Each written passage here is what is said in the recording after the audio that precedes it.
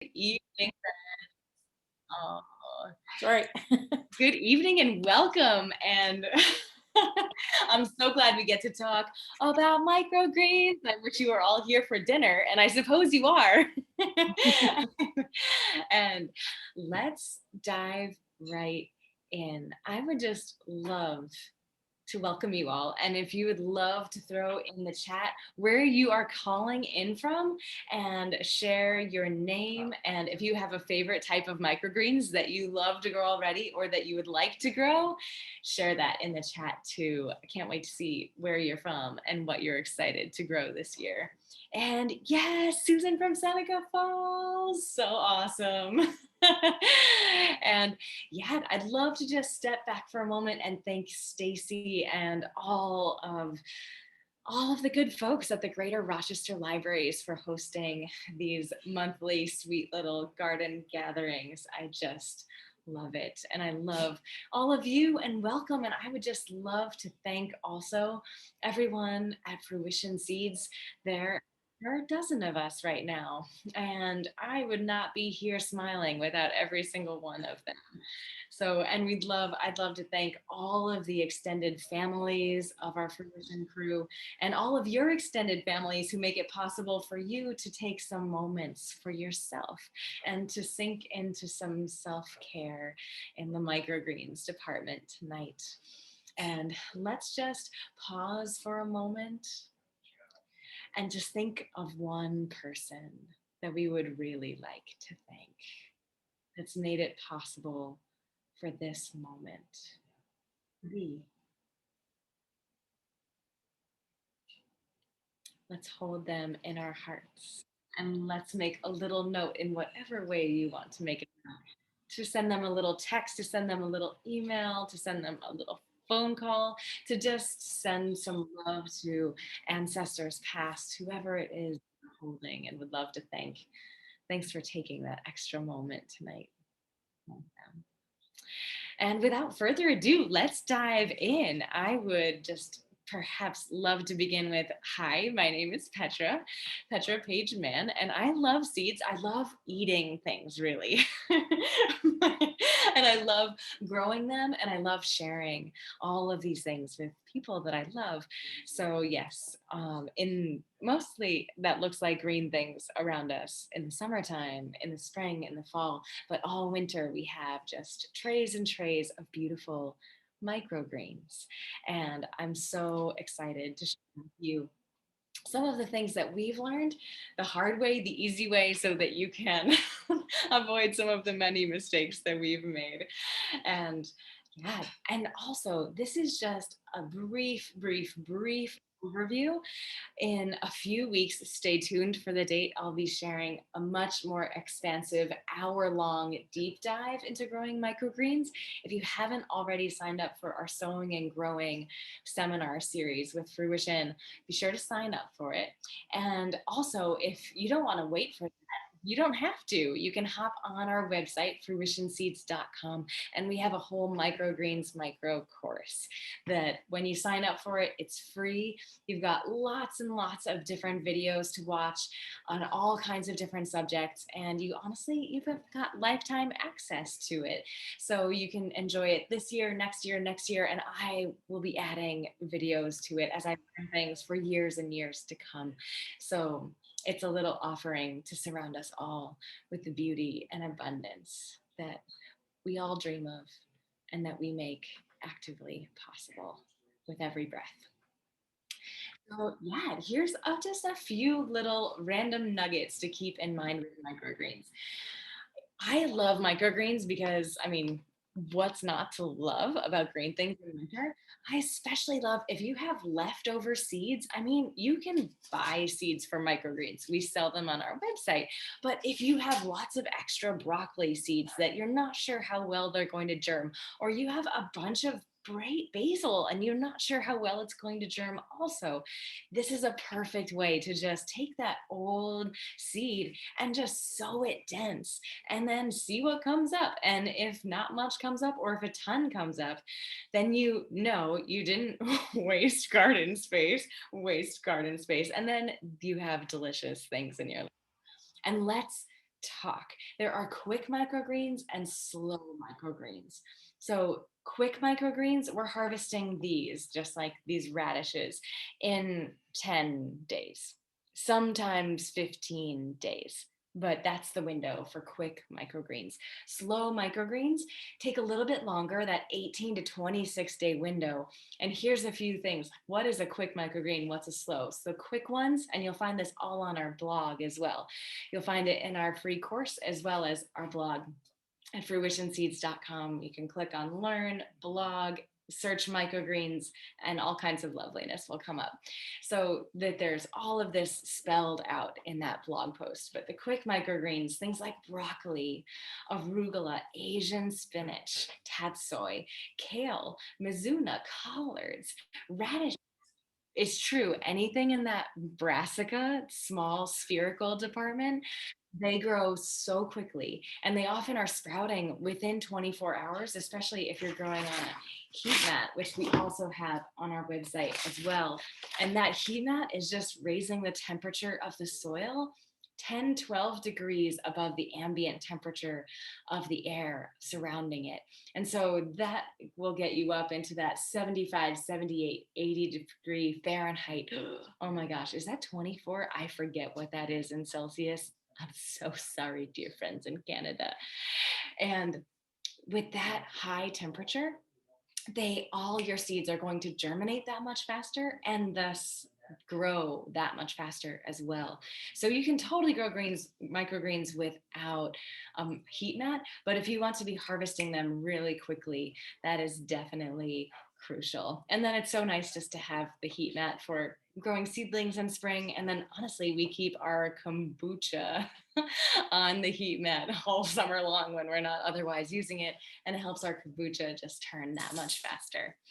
So slow microgreens, those are the ones that take, rather than 10, 15 days to grow, that's like 18 to 26 days. And those are things like basil and dill, cilantro. Those are some of my favorite microgreens of all time, right? Those baby herbs. And also sunflowers and buckwheat and peas are more slow. Also beets. You can also grow orac. There are honestly a ton of things, amaranth, that you can grow as microgreens, and be creative. And you might just have to be a little patient, but it's so much fun to grow a rainbow of greens in your life all winter long.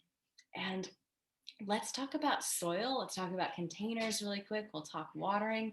So basically, any potting mix will do. Potting mix, not soil from your garden that's too compact, but any potting mix is great. So we have ours that we share on our website, and it's certified organic, and I always encourage organic. But honestly, there's not a lot of nutrition coming from the soil in these microgreens. These microgreens are 9 days old. Isn't that wild? They're 9 days old. So they're really just taking that intrinsic life energy that they've been storing as their inner capacity as a seed. And yes, there are root systems, but they are barely uptaking nutrients at this point. So it's largely just stretching for the light.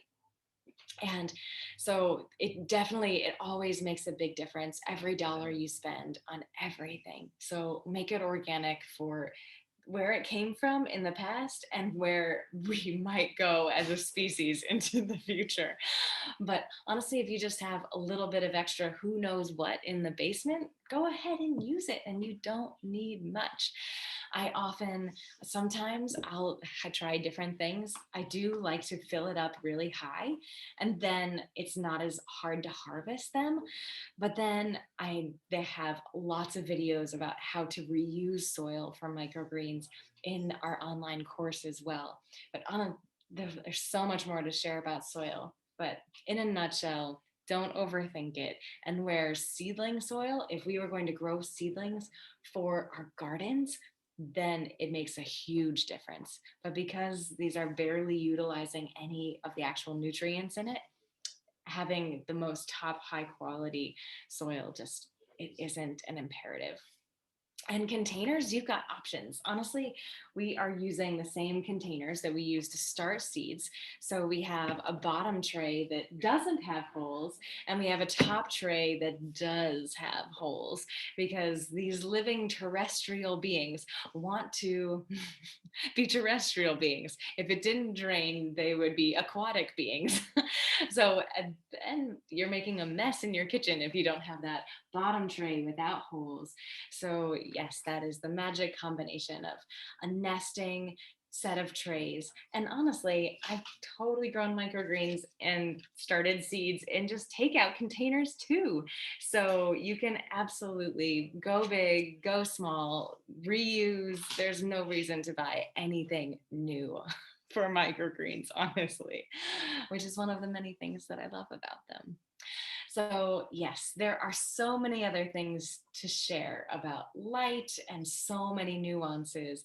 But I would love to just open up for some Q&A so that we can, you all are magically showing up out of the blue to join us all in conversation tonight. And I'd love to make sure that each of you coming with questions tonight has a chance to ask them. So go ahead and type your questions into the chat, and Stacy will jump right on and be asking them for you. And I can't wait. I have a couple. Okay, here we go. That heat mat, how does that work? Does it work naturally somehow, or is it like a heating pad you would plug in? What is it? Yes, I just unplugged it. It is it's like a toaster basically. It doesn't have much draw at all. And yeah, they are super easy to use, and they're all, those coils are actually embedded in this plastic sheet, so they're very safe. We're keeping a toaster on all the time. I don't know. I think that would be a not good idea. But by contrast, and you can put it right on your kitchen counters, and it'll be just fine. It's warm, it's not hot. So like if you have any of those pads that like you can put on your body to like add warmth to menstrual cramps, other parts of your body for relaxation, those are actually a lot warmer than a Germination heat mat. So yeah, and Okay. they're super easy to use, and you'll have them for the rest of your life. Yvette has a question. Do you use grow lights? Yes, I do. So, oh, I brought them to share. So here you can grow microgreens without grow lights. In that case, grow the quick microgreens. So broccoli, arugula, kale, radish. Grow the quick microgreens because they are going to grow quickly and need less light than the slow microgreens. And put them in a south facing window anywhere you have the most light, and you'll see they will be growing toward the light. So instead of growing tall and straight up, they'll be growing tall and slanted toward the light. And that's how you know, like if you have any doubts whether you can grow microgreens that are on that slant and it's not the worst, they're actually elongating and you have a little bit more to harvest in some ways, but don't grow your seedlings for your garden there. That slant means they are stressed and they're reaching for the light. So it's really important to, we grow ours under lights because I just, they grow so much healthier and so much happier. And so these are lights that we share on our website. Actually, our friend Vic makes them in Illinois, and they are LEDs. We have a 17-inch light as well as a 33-inch light. You can fit 2 trays of microgreens under this 17. You can fit 4 under the 33. You can even fit an additional one for each light if you are rotating them. Because again, if they get a little elongated and stressed for light, it's not the worst. That's actually kind of counterintuitively beneficial for you as a microgreens eater. And whereas with the lights too, another thing I'll share is that if you're growing your seedlings for your garden, you don't want them to be stressed for light at all. And so for our particular lights, you want to have them between 4, 5, max 6 inches above the leaves, the uppermost leaves of your seedlings. If you're growing microgreens, they don't need that intensity. And so our lights come with these, I mean, they're very fancy shoestrings. And then they have a little drawstring on the top. So it's super easy to just elevate the light. So you can very simply just move them up and down. 20 inches is what you want for microgreens. So even it's that same intensity of light, but dispersed over space. So that's where you can get, instead of this 17-inch light is perfect for one tray of seedlings, where microgreens, it can be 2 and even 3 if you're willing to rotate them every day, which I totally am because it's so fun. Um, let's see. Susan is curious, how do we start? How much soil? How many seeds? Yeah, so if you're looking for a step-by-step guide, definitely hop on our website, fruitionseeds.com, and just hop into our course. But yeah, get yourself any container, and then the minimum, you want a 1/2 inch of soil. And then honestly, you sow seeds really densely for microgreens, and make sure that you've already moistened the soil before you sow. And then here's the key for microgreens: you want to sow them with as much space between them as the seed itself. So if your seed is 3 millimeters, like a tiny little arugula seed, you leave 3 millimeters between each seed. And that's really dense, right? I mean, microgreens, you sow them so densely.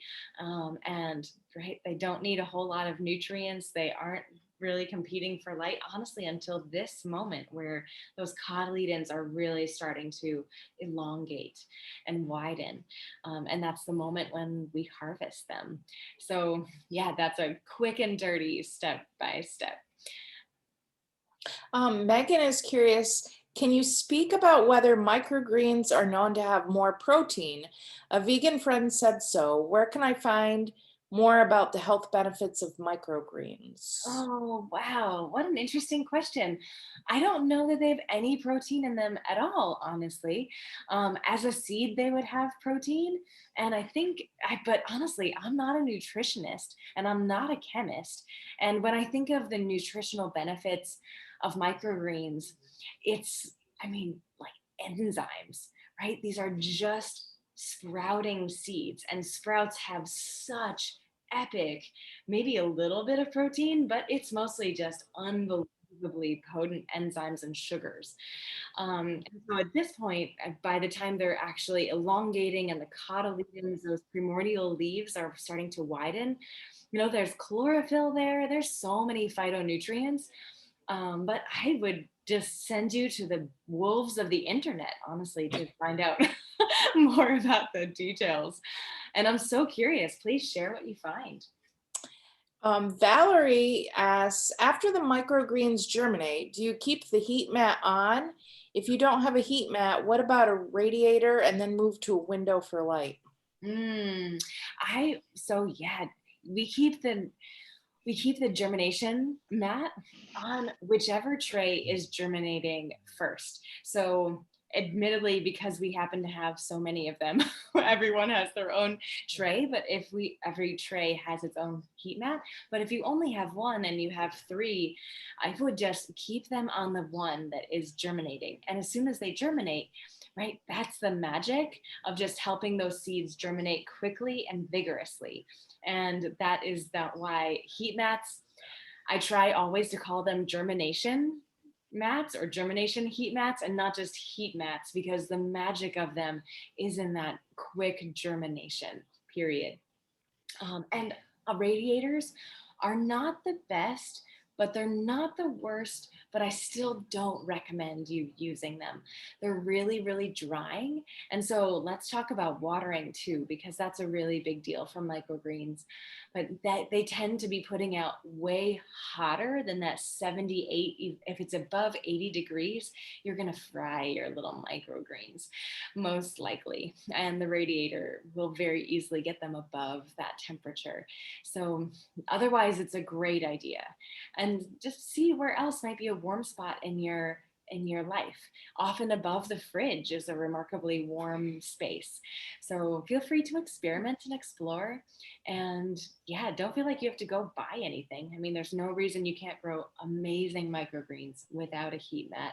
Just if you happen to be starting seeds and want a heat mat in your life anyway, it's just an amazing way to enjoy it that many more months of the year. Susan says, could you remind her what temperature to grow microgreens in? Oh, 78 is the dream for the vast majority of just classic garden seeds to be sprouting. With the exception of peas and and spinach, also claytonia and mosh. Most of the others, 78 is that magical temperature. And I don't know about you, but that's much warmer than we keep our house. But you see the sweaters that I like to wear. Nancy and Ralph ask, how about using coir as a growing medium? Can I reuse the mild microgreen mix green in seed starting mix? Not my sunflowers, I can see. Also how to estimate sowing. I've been using an LED light and window and they grow slanted. That's the best spot in the house. Yeah, coconut core totally counts. I mean, if it's just raw coconut core, often it needs another medium in addition, because otherwise seeds will just kind of fall through it since it's so porous. But as long as the nice thing, a key, this is one of the finer points of the micro course, the free micro course on our website. The thing is to get if you want to be harvesting evenly, you want to be sowing evenly onto an even medium. And so if there's a seed buried here and above the soil here and it's just not even, then it doesn't matter for other garden seeds so much. But with the microgreens, because they're growing so fast and you're just harvesting them with scissors, and it really makes a big difference to have an even seed bed and consistently those seeds buried at a consistent depth. So they're all emerging basically as one. So you can be cutting them also very consistently too. So that would be my recommendation. No reason to not use coconut core, but depending on the grade of coconut core, it might be too coarse. And if the seeds fall through, that'll be a liability. And yeah, if your seeds, it depends with the light. If I'm curious, if your LED light, it might be too tall and then they're stressed for light. So every light is a little different, to be honest with you. So for our lights that we share made by our friend Vic, we try to aim for that 4 or 5 inch above seedlings. If they're seedlings that we want to be totally healthy, sending out to the garden. For microgreens, we lift this up to 20 inches. So honestly, the outermost ones will start to elongate at a slant. The innermost ones getting the most light will be heading straight up to the light. And yeah, I feel like there's another question in there too, but how to estimate sowing? Oh, well, there's I forget what the exact numbers are. But if you go on our blog, you'll see we have 1.5 ounces.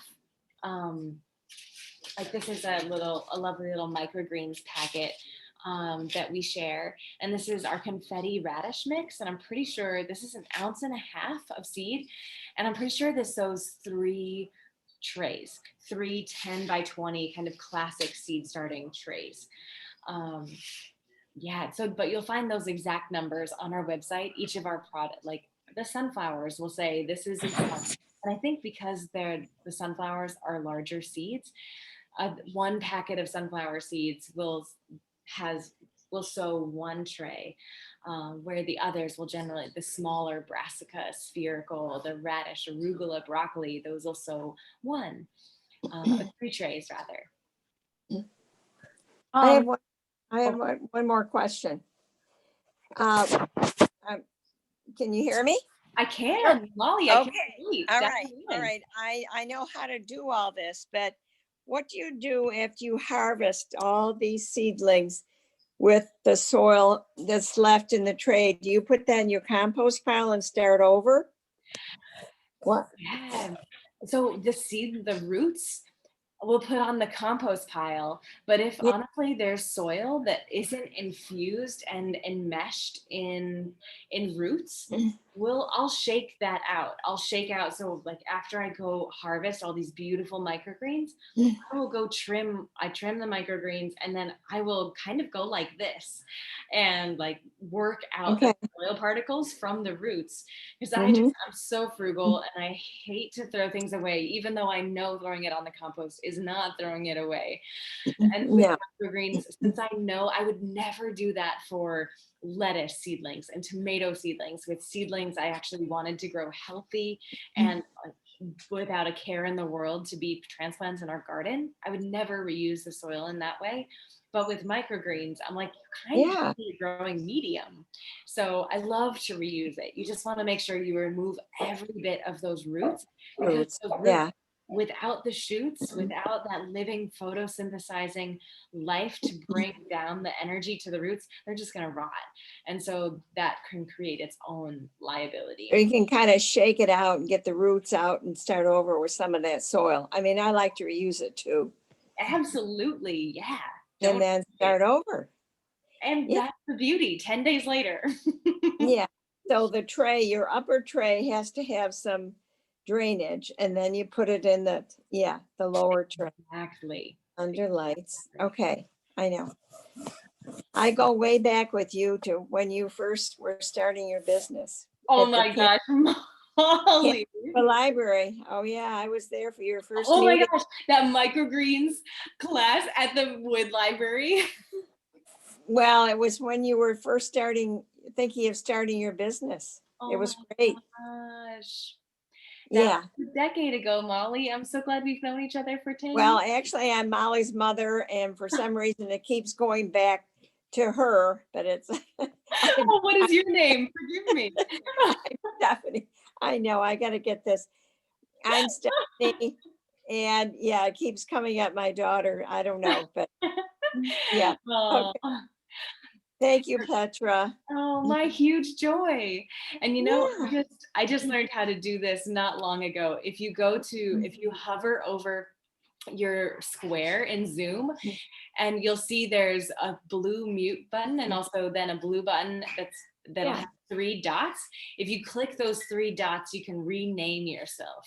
So actually that might be fun for us all if we all want to be amazing humans, being more inclusive and loving of everyone on the planet. We can give ourselves pronouns right now. So go Well, ahead, click on people your 3 dots imagine- and give I yourself know. your own name. Thank you so much for your help. This is great. Okay, love you. Love you. Can't wait to see you again on the farm one day. Don't be shy. Yeah, yeah. See your seeds everywhere. They got to be in every store everywhere. Aw. Thanks for spreading the love. Okay. Thanks, Petra. Okay. Good night. Good night. Dan and Martha are curious, can this be done in a sprout jar too, or do they need the soil for nutrients or stability? Yeah. So sprouts and microgreens are totally different creatures. I'm so glad you asked. Yeah, so grow sprouts in sprout jars, and microgreens are definitely, they don't need much soil, but they need just a little, and you'll be harvesting them much taller and much greener. So sprouts, and whoever's doing this research, I love you, on the nutrition of sprouts versus microgreens. There's some overlapping facets, but they're pretty different. So yeah, if you're into more chlorophyll phytonutrients, if you're into more grow microgreens, if you want those like bright, vivid enzymes, go for the sprouts. I feel like this kind of goes along with the last question. What do you use these microgreens for? So how do you use them? Oh my gosh. I can't believe I haven't rhapsodized about this yet. Wow. So honestly, I just eat them as salad greens. And then if I'm toasting a bagel and frying an egg, I put a half inch of microgreens on top for breakfast. And if there's a soup, there's a few on top. If there's a curry, there's a handful on top. Honestly, whatever we eat, whether breakfast, lunch, or dinner, I'm just constantly harvesting them fresh and just throwing them on everything. So whether they are the salad or they are kind of this like garnish, but this like not supplemental, like just put the parsley off to the side, like garnish that's there to be eaten and enjoyed. But yeah, those are just a few ideas. Valerie's wondering if some sunflower seeds are treated and not suitable then for microgreens. That's a great question. I would definitely, anytime you can get organic seeds, just do it. And microgreens, especially because you're eating them so quickly, and I would definitely, and sometimes those sunflower seeds, the seeds themselves, oh, I don't know if you can see, like, take a look at this marvelous microgreen. Oh, you can see how tiny the root is, right? But how tall that shoot is. Can you see also? There's the seed itself is on the cotyledon still. So that seed hull, the outermost, that shell of the seed is still there. So yeah, I would definitely go out of my way to get seed that isn't treated. And then the easiest way to do that is just to get organic seed. Jenny asks, are you watering from below or above? Is there a preferred method for microgreens? Thank you. Eating your fall radishes right now. Oh, yes, in solidarity. Yeah, bottom watering is the dream. And there's a lot more to be said. Definitely check out our free online course, our microgreens micro course, if you will, on our website. But bottom watering, you are just putting water in that bottommost tray that doesn't have holes, so it's going to hold that liquid, and you're only putting in a little so that top tray can still drain. And that way, that water, especially if you have your microgreens on a heat mat, that water is going to be evaporating, condensing on the bottom of this uppermost tray, and then wicking that moisture up into the root zone where your seeds, whether they're germinating seedlings for your garden in spring or microgreens all winter, are keeping those roots nice and moist. The only exception is What sometimes means wait? germinating. Guys, this is Control M. I But understand that you built it this germinating, way. Don't I wait. will go in and just mist Rerun them it, up please, if as they soon as don't possible. absolutely. Oh, I'm sorry. Oh, no worries. No worries. Sometimes I'll go in and spot like mist so that it's absolutely moist, because sometimes it's hard to, if it gets dry on top and then they start to germinate, but it's dry below them, then their root will just fizzle out. So yeah, I will sometimes be sure to mist certain areas. And that's another key too of always sowing seeds into moist potting mix is the best way to make sure that it's already moist to begin with. And then that way that bottom watering is just naturally happening as you go. Renee wonders, what's the best way to store your microgreens, after harvesting? Do you wash them first? We don't. I mean, the nice thing about, if I'm always amazed we're harvesting so many leeks and eating so many leeks right now. They're so delicious.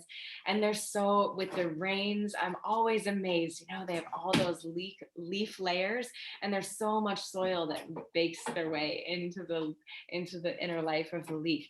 But there's no rain on your microgreens, especially if you're bottom watering. There's no rain to bring soil particles up above the soil. And so we just clip and go straight straight on the curry, clip and go straight on the scrambled eggs. So, and to store them, we put them, if we harvest more than we need for just that moment, we put them in a closed plastic bag in the fridge, and they'll last. Honestly, I've only read about this. Apparently they last over a week, but I've never actually tested it, which I probably should, but I just can't bring myself to. I'm like, wait, the only reason you do that if you were doing it like not at a home scale. And the beautiful thing about this is that you can harvest them fresh and just for every meal. They're just right there. They're not even outside your door. They're right there next to your salad bowl. So I just love, love using them fresh every moment, every meal. Nancy is curious about peas and sunflowers that have really different growing directions. Can you give some quick details? Example, pre-soaking and darkness. Yeah, when they're the larger seeds, we soak them. And so that's honestly the only ones that we soak are peas and sunflowers. Every other seed we just throw right on and they germinate so quickly, especially if that soil that we've planted them into is already beautifully moist. But sunflowers and peas we soak just overnight, nothing fancy, no more than 24 hours, because then you're actually going to be inhibiting germination. Effectively, you're drowning them. But yeah, so overnight is what we shoot for. And it's super easy, and it's so much fun just to watch them swell overnight. They literally will become, especially peas, twice the size. And we just have 2 questions left. The first one is Zach's. Do you have a quick way that you recommend harvesting? Oh, yes, scissors, sharp scissors. And then I just like to go as close to the base as I possibly can. I just, that they're a seed, and I want to make every bit of their life so beautifully savored. And so, like, going as close to that soil as I possibly can, and I just simply hold a little at the top of them with my left hand. I'm right-handed, and then I just clip as close to that soil base as I can with the with the scissors, and it's as simple as that. And how long do you leave your light on? Oh, wow. Great question. So honestly, we leave it on 24 hours, which helps them grow a little bit faster and just keeps our life simple, which again is a little bit different than growing seedlings. If you're growing seedlings like tomatoes that you're going to plant out in your garden, it's important to give those plants some darkness. Here's the thing, plants breathe just like we do in the opposite. They need to take in carbon dioxide, and then they can metabolize that in their photosynthetic process into oxygen, which is actually toxic for them in the same way that CO2, too much of it, is toxic for us. So yes, we are absolutely saved by green things every day. But when the lights are off, that's when the stomatas, those air pockets on the like openings on the underside of the leaves, those stomatas open when it's dark out, and they can release their oxygen more consistently then. Otherwise, they're just like sipping it out in little bits, but they wait for the lights to go off, and then they exhale, then they release their oxygen. And take in more CO2. So yeah, that's why when we're growing plants that we want to be absolutely 110% happy and healthy, they are just it's 16, 18 hours of light a day, and then the rest is darkness. But with the microgreens, we're gonna harvest you in 10 days. How about you just run the marathon at a full sprint?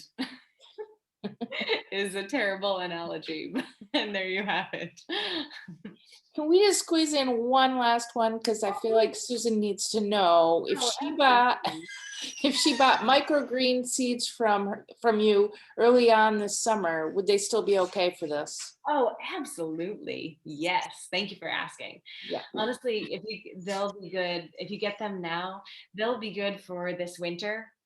They'll probably be fine by next winter too. Most seeds last 3 to 5 years brilliantly. They're these little things that are alive, here to live. So yes, we thank you for asking, but so with great confidence, and I'm so excited for you. Well, thank you everyone for those great questions, and Petra for all your great information, another great presentation. And I hope all of you have the best of luck growing your micro gardens. Thank Microgreen you. garden. Woo! Thank you, Thank friends. you. Can't wait for Bye. next time. Bye.